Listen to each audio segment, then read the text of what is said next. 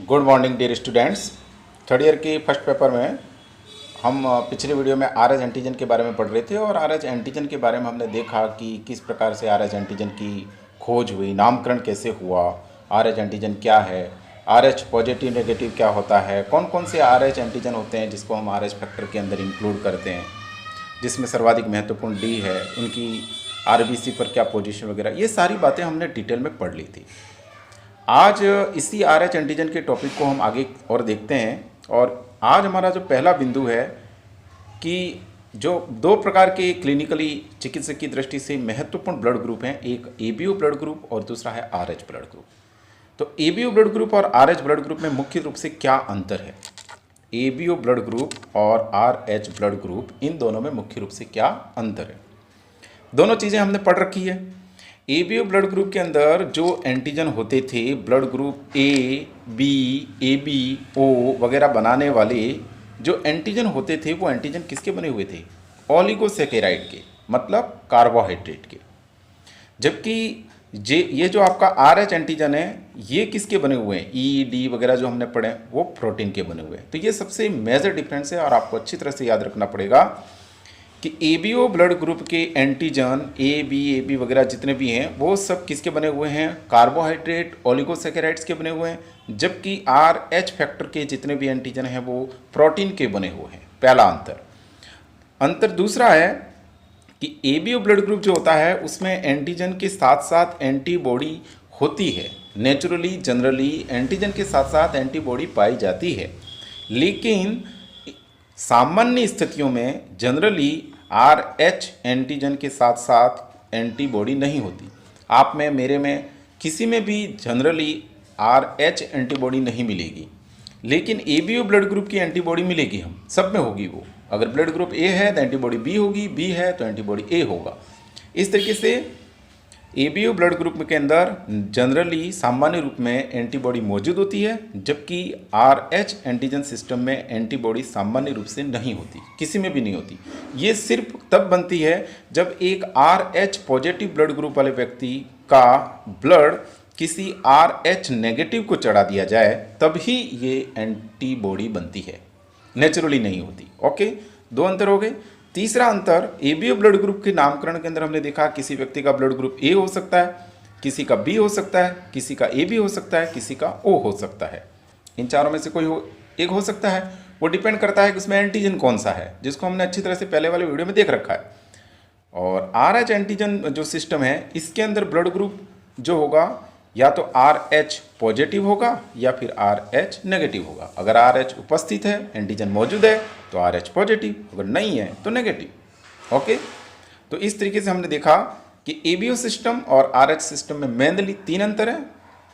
पहला अंतर यह है कि एबीओ सिस्टम के अंदर जो एंटीजन होते हैं वो ओलिगोसैकेराइड कार्बोहाइड्रेट के बने हुए हैं, जबकि आरएच एंटीजन जो होते हैं वो प्रोटीन के बने हुए हैं। दूसरा अंतर यह है कि एबीओ ब्लड ग्रुप जो होता है इसमें एंटीबॉडी जनरली होती है, सामान्य स्थिति में हम सब में होती है, जबकि आरएच एंटीबॉडी नॉर्मली नहीं होती। ये तभी होगी जब एक आरएच पॉजिटिव का ब्लड एक आरएच नेगेटिव को चढ़ाया जाए। और इसके अंदर ब्लड ग्रुप जो होंगे वो ए बी ओ ये होंगे, और इसके अंदर ब्लड ग्रुप या तो पॉजिटिव या नेगेटिव होगा। क्लियर है? तो ये अंतर हो गए।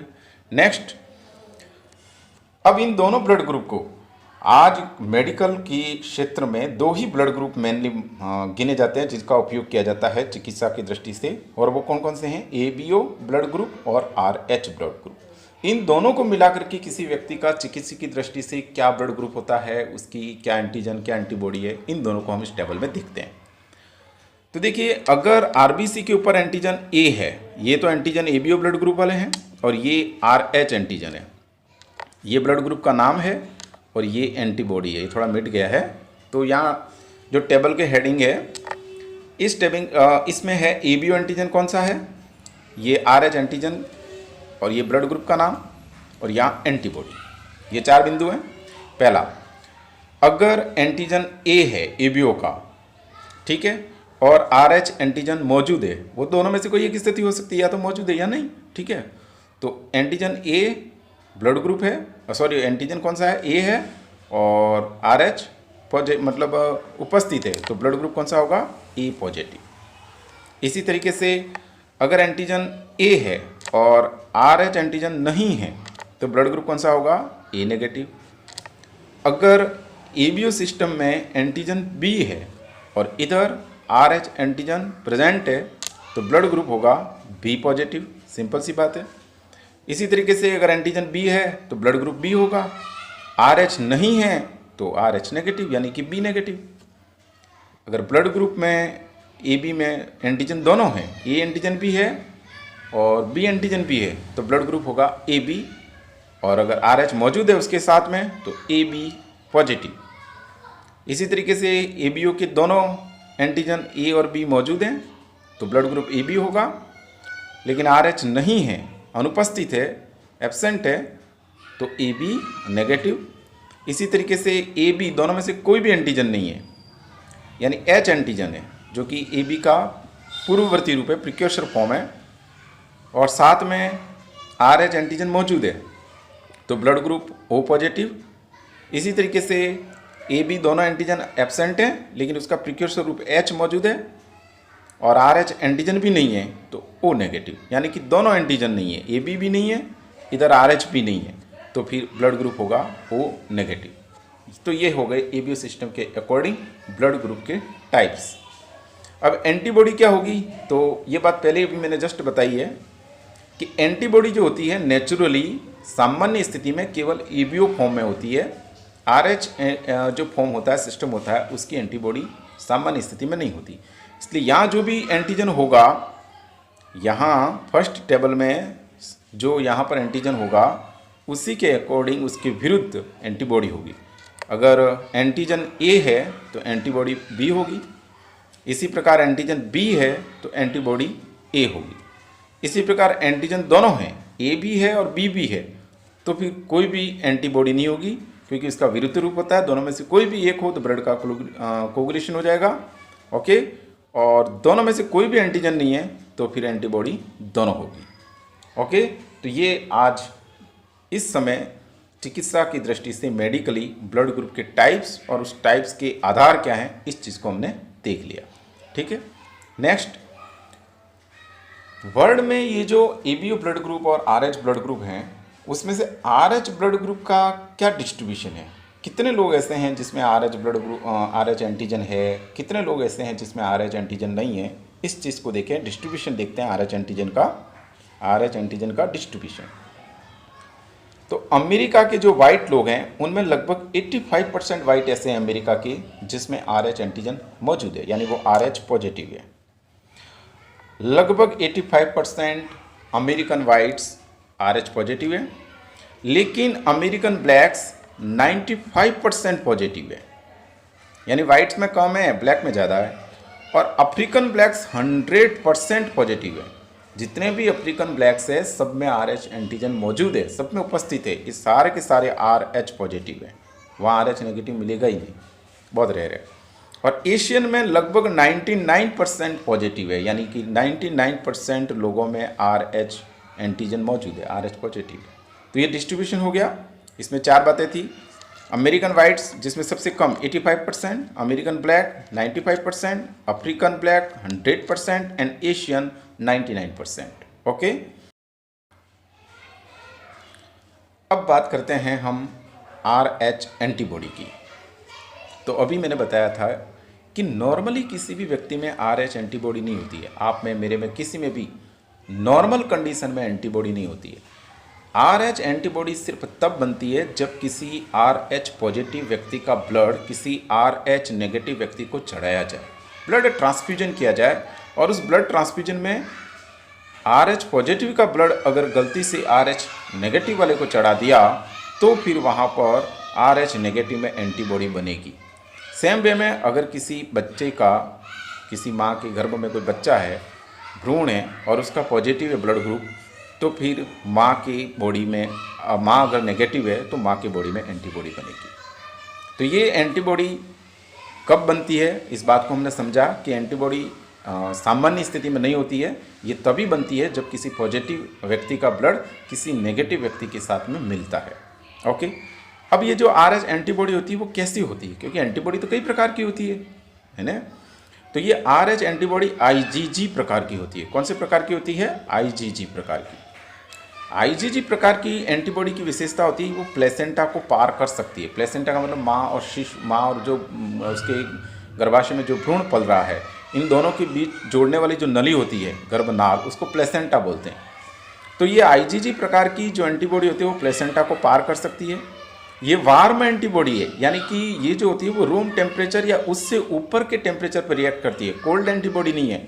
और एंटीबॉडी जनरली आप जानते ही हो कि ब्लड के प्लाज्मा में पाई जाती है। ओके, तो आरएच एंटीबॉडी की 3 बातें हो गई। एक तो ब्लड प्लाज्मा में, तो वो तो कोई भी एंटीबॉडी होगी ब्लड प्लाज्मा में मिलती है। दूसरी ये आईजीजी प्रकार की। आईजीजी प्रकार का मतलब होता है कि एक ऐसी एंटीबॉडी जो कि प्लेसेंटा को क्रॉस कर सके। प्लेसेंटा का मतलब होता है कि गर्भस्थ शिशु और माँ की बॉडी के बीच में जो रिलेशन करने वाली नाल होती है, जो नली होती है, उसको हम प्लेसेंटा अपरा बोलते हैं। उसको पार कर सकती है, उसको क्रॉस कर सकती है। एंड थर्ड, ये जो होती है वो वार्म एंटीबॉडी होती है, यानी कि ये रूम टेम्परेचर या इससे भी ऊपर के टेम्परेचर पर रिएक्ट करती है, कम टेम्परेचर पर रिएक्ट नहीं करती। तो ये आरएच एंटीबॉडी की बात हो गई। अब हम इस आरएच एंटीबॉडी का सिग्निफिकेंस देखते हैं प्रेगनेंसी में क्या है। RH antigen, RH antibody and antigen and pregnancy, ठीक है। तो इसको मैं आपको अच्छी तरह से बताऊंगा, थोड़ा समझें इस चीज़ को, कि जनरली 4 कंडीशन हो सकती है। Condition number 1, condition number 2, condition 3 और कंडीशन 4, ऐसी कोई 4 कंडीशन हो सकती है कि RH, पति का ब्लड ग्रुप RH पॉजिटिव है और पत्नी का ब्लड ग्रुप भी RH पॉजिटिव है। ऐसी स्थिति में कोई एंटीबॉडी नहीं बनेगी, कोई दिक्कत नहीं आएगी। जो भी भ्रूण जो भी बनेगा गर्भाशय में, उसमें कोई भी दिक्कत नहीं आएगी, क्योंकि दोनों का ब्लड ग्रुप सेम है, RH पॉजिटिव RH पॉजिटिव। दूसरी कंडीशन, पति का ब्लड ग्रुप RH नेगेटिव है और पत्नी का ब्लड ग्रुप भी RH नेगेटिव है, तब भी गर्भस्थ शिशु में जो भ्रूण होगा उस भ्रूण को कोई प्रॉब्लम नहीं आएगी, क्योंकि दोनों का ब्लड ग्रुप समान है। कंडीशन नंबर 3, पति का ब्लड ग्रुप RH नेगेटिव है और पत्नी का ब्लड ग्रुप RH पॉजिटिव है, तब भी कोई दिक्कत नहीं आएगी, क्योंकि एंटीबॉडी तब ही बनती है जब नेगेटिव में पॉजिटिव का ब्लड आता है। तो जो बच्चा बन रहा है वो तो माँ के मतलब गर्भाशय में बन रहा है, इसलिए ब्लड यहाँ से जा रहा है इधर, मतलब ये वाला। तो इस हिसाब से यहाँ पर कोई दिक्कत नहीं आएगी, क्योंकि माँ पॉजिटिव है। लेकिन चौथी जो कंडीशन है, जिसमें पति का ब्लड ग्रुप RH पॉजिटिव है और पत्नी का ब्लड ग्रुप RH नेगेटिव है, ये ही हमें इस टॉपिक में पढ़ना है, इस पॉइंट में पढ़ना है। इस स्थिति में अगर पति का ब्लड ग्रुप पॉजिटिव है, जैसे कोई भी पॉजिटिव हो सकता है, A positive, B positive, AB positive, O positive, कोई भी पॉजिटिव हो, और पत्नी का ब्लड ग्रुप नेगेटिव हो, A negative, B negative, AB negative, O negative, कोई भी नेगेटिव हो, ऐसी स्थिति में इसकी जो प्रथम संतान होगी उसको तो कोई दिक्कत नहीं होगी। लेकिन अगली जितनी भी संतान होगी, या तो वो गर्भाशय में ही मर जाएगी या जन्म लेगी, तो उसमें कई सारी दिक्कतें होगी, कई सारी प्रॉब्लम्स और सिंड्रोम्स और विकार्स होंगे। इसको आगे और डिटेल, आगे वाली स्लाइड्स में और डिटेल में देखते हैं। लेकिन फिलहाल यहाँ पर RH एंटीजन का प्रेगनेंसी में क्या सिग्निफिकेंस है, उस चीज़ को हम क्लियर कर रहे हैं। अगर पति पत्नी दोनों का ब्लड ग्रुप सेम है, यानी दोनों पॉजिटिव हैं, तो कोई दिक्कत नहीं। दोनों नेगेटिव हैं, तब भी कोई दिक्कत नहीं। और तीसरी कंडीशन, अगर पति का नेगेटिव है ब्लड ग्रुप है और पत्नी का पॉजिटिव है, तब भी दिक्कत नहीं। दिक्कत सिर्फ तब आएगी जब पत्नी का ब्लड ग्रुप नेगेटिव हो। वो कोई भी नेगेटिव हो सकता है, A negative, B negative, AB negative, O negative, कोई भी, और पति का ब्लड ग्रुप पॉजिटिव हो, कोई सा भी, A positive, B positive, AB positive और O पॉजिटिव। ऐसी कंडीशन में इनकी जो प्रथम संतान होगी उसको तो कोई दिक्कत नहीं आएगी, उसको स्वास्थ्य संबंधी कोई इश्यू नहीं होगा। लेकिन अगली हर एक संतान, दूसरी तीसरी जो भी संतान होगी, अगली संतानों को स्वास्थ्य संबंधी दिक्कतें आ सकती है, या तक कि उनकी मृत्यु भी हो सकती है। और इस बीमारी को मेडिकल साइंस में इरिथ्रोब्लास्ट फिटेलिस बोलते हैं। इसको हम अगली स्लाइड्स में देख रहे हैं। तो देखिए, चौथी कंडीशन का हमने यहाँ पर वर्णन किया है, उसको RH इनकम्पेटिबिलिटी बोलते हैं। अगर वुमेन का ब्लड ग्रुप नेगेटिव है और हस्बैंड जो है उसका ब्लड ग्रुप पॉजिटिव है, कंडीशन नंबर 4 जो हमने पहले बताई थी उसमें। ऐसी स्थिति में क्या होगा कि यह पति का ब्लड ग्रुप पॉजिटिव होने के कारण जो भी बच्चा बनेगा, जो भी भ्रूण बनेगा, उसका ब्लड ग्रुप भी पॉजिटिव होगा।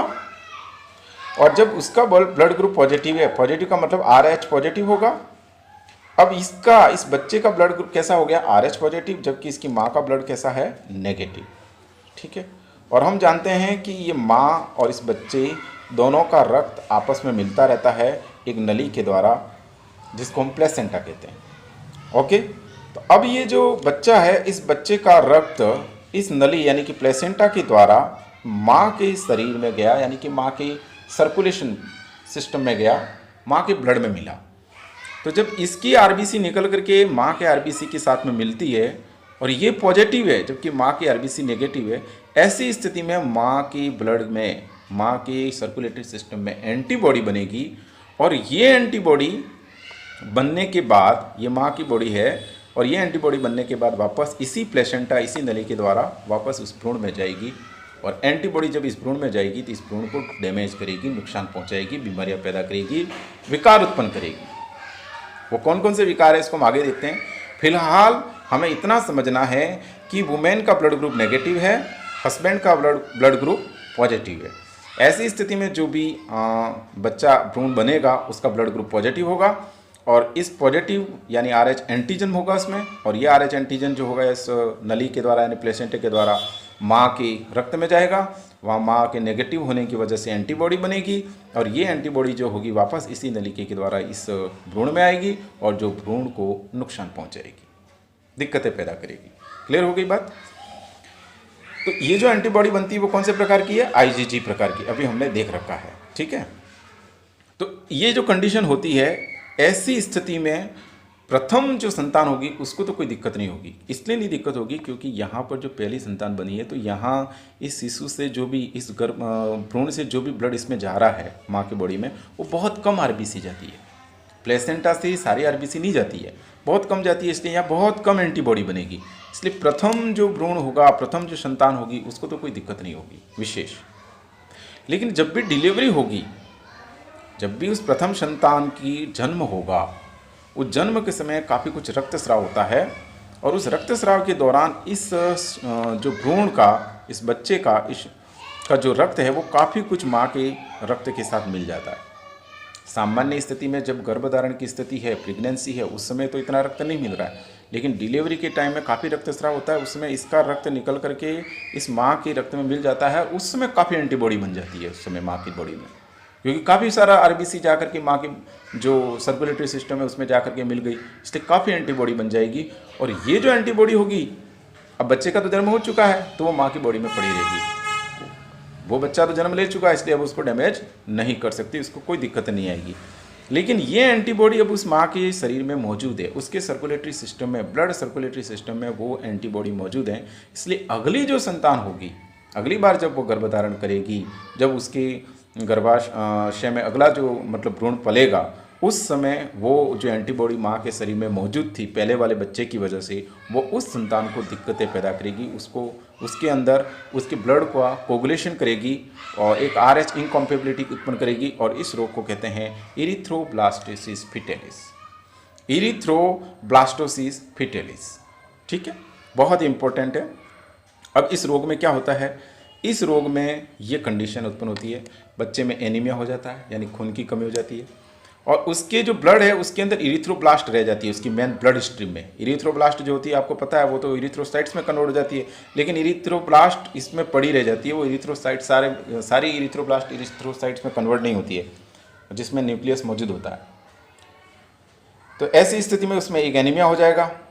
एक एनीमिया होने की वजह से, खून की कमी होने से पूरा बॉडी जो होगा वो पीले रंग का हो जाएगा, जिसको हम जॉन्डिस या पीलिया बोल सकते हैं, चिकित्सक की भाषा में, मेडिकली उसको कर्निक टेरस डिजीज़ बोलते हैं। इसके बाद एडिमा होता है। एडिमा होने का मतलब होता है कि जो फिटस है यानी भ्रूण है वो आपकी माँ के गर्भाशय में ही मर सकता है, उसकी डेथ हो सकती है।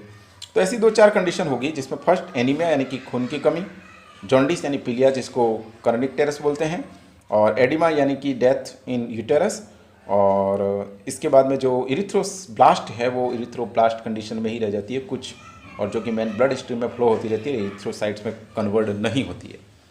Now what is the kernicterus? ये कर्निक टेरस डिजीज़ क्या होती है, जिसे जनरली जॉन्डिस बोलते हैं सामान्य भाषा में, है ना, चिकित्सा की या मेडिकल टर्म्स में इसको कर्निक टेरस बोलते हैं। जॉन्डिस मतलब जब बच्चा जन्म लेता है ना, कई बार आपने देखा होगा या सुना होगा कि बच्चे जो पीलिया हो गया है जन्म लेते समय, वो पीलिए वाली बात यहाँ आती है, ये जॉन्डिस वो है। जैसे बच्चा का मतलब काफ़ी कलर जो होता है वो पीले रंग का होता है और उसमें खून की कमी हो जाती है और फिर उसको पेटी में रखा ऐसा बोला जाता है, यानी कि उसको फोटोथेरेपी दी जाती है, उसको प्रकाश उपचार किया जाता है उसका।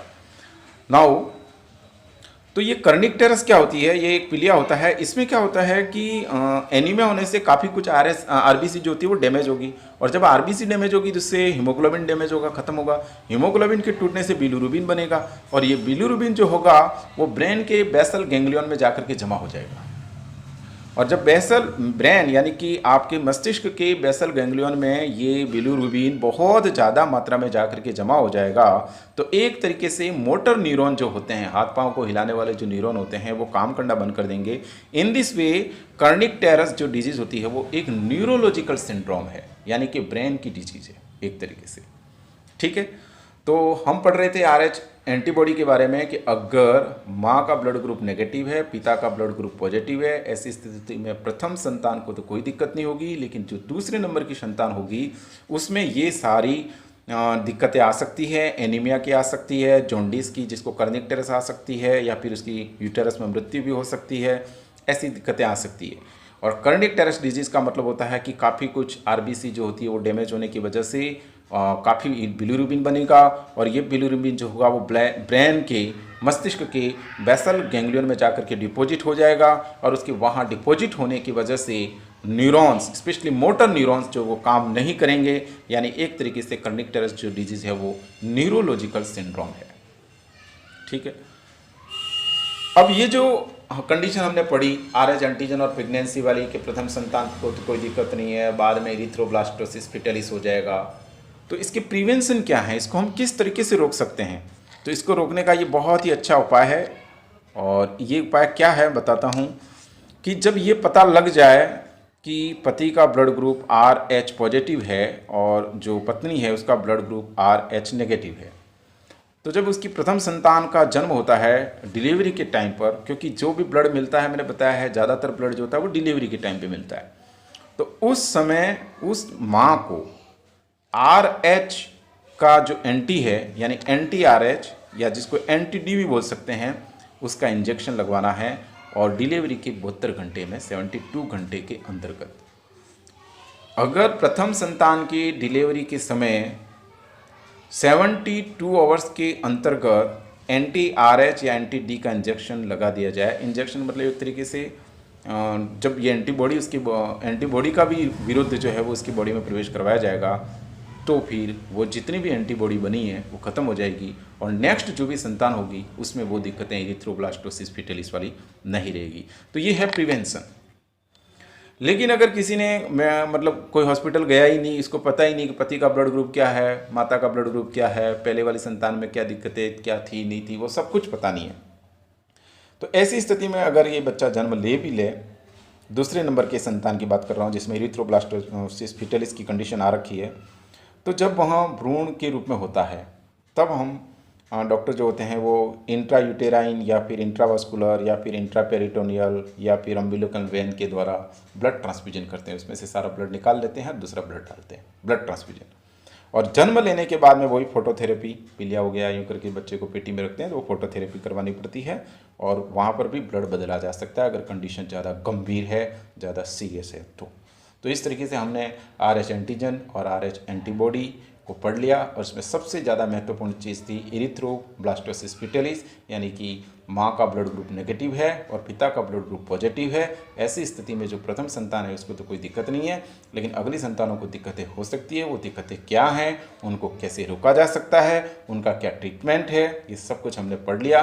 और हमारा दोनों प्रकार के blood group, ABO blood group और RH ब्लड ग्रुप दोनों कंप्लीट होते हैं। That's all, thank you.